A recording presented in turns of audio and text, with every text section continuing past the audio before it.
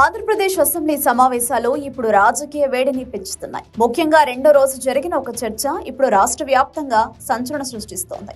అధికార కూటమిలోని ఇద్దరు కీలక నేతలు MLA Bonda Uma, deputy CM Pawan కళ్యాణ్ల మధ్య జరిగిన వాదోపవాదం సభలోనే కాదు, సోషల్ మీడియాలో కూడా పెద్ద ఎత్తున వైరల్ అవుతోంది. ఇంతకీ ఏం జరిగింది? అసెంబ్లీలో ప్లాస్టిక్ నియంత్రణ అంశంపై చర్చ జరుగుతున్నప్పుడు టీడీపీ ఎమ్మెల్యే బోండా ఉమా సంచలన వ్యాఖ్యలు చేశారు. పొల్యూషన్ కంట్రోల్ బోర్డు సరిగ్గా పనిచేయడం లేదని తీవ్ర ఆరోపణలు చేశారు.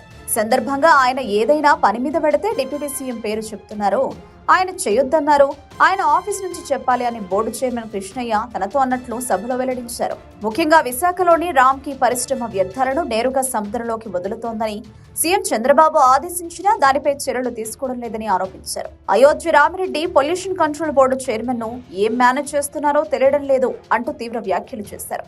ఎమ్మెల్యేలు గెలిస్తేనే చైర్మన్ గా ఉన్నారంటూ ఆయనపై మండిపడ్డారు. ఈ వ్యాఖ్యలు పరోక్షంగా డిప్యూటీ సీఎం పవన్ కళ్యాణ్ ఉద్దేశించి వేసినట్లు కనిపించాయి. బోండా ఉమా వ్యాఖ్యలపై డిప్యూటీ సీఎం పవన్ కళ్యాణ్ వెంటనే చాలా సీరియస్ గా స్పందించారు.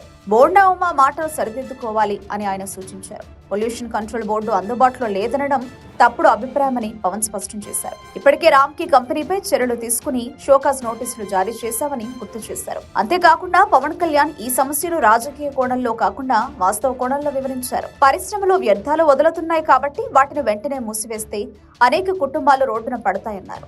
పరిశ్రమలపై కఠిన చర్యలు తీసుకునే ముందు వాటి ఆర్థిక, సామాజిక ప్రభావాలను కూడా పరిగణలోకి తీసుకోవాల్సిన అవసరం ఉందని పేర్కొన్నారు. వారు వేరే పార్టీలో పనిచేశారని టార్గెట్ చేస్తే అది సరికాదు అంటూ పరోక్షంగా రామ్కీ యజమాని అయోధ్య రామిరెడ్డి గురించి పవన్ వ్యాఖ్యానించారు. ప్లాస్టిక్ నియంత్రణపై చర్చ కాస్త బోండా ఉమా వర్సెస్ పవన్ కళ్యాణ్ల మధ్య జరిగిన వాదోపవాదంగా మారింది. అధికార కూటమిలోని ఇద్దరు కీలక నేతల మధ్య ఇలాంటి వైరుధ్యం బయటపడడం సంచలనం సృష్టించింది. ఈ ఘటనకు సంబంధించిన వీడియోలు ఇప్పుడు సోషల్ మీడియాలో పెద్ద ఎత్తున వైరల్ అవుతున్నాయి.